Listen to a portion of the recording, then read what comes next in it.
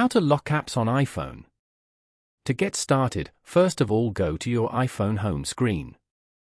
The home screen is the primary interface for accessing apps, widgets, and system controls. It features a customizable grid of app icons, widgets, and potentially folders for organizing apps.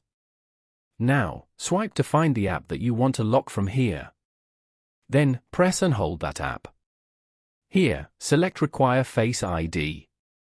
This app will now require a Face ID or your passcode to open or show content in other apps. Then, tap on Require Face ID. You have now successfully locked this app. Tap on the app again to open it. As you can see, Face ID is required to open the application. You can repeat this to lock the other apps on your phone as well. Following these steps, you can easily lock apps on iPhone. Thank you for watching. Please leave a like if this tutorial helped you, or leave a comment below if you have any questions related to the video.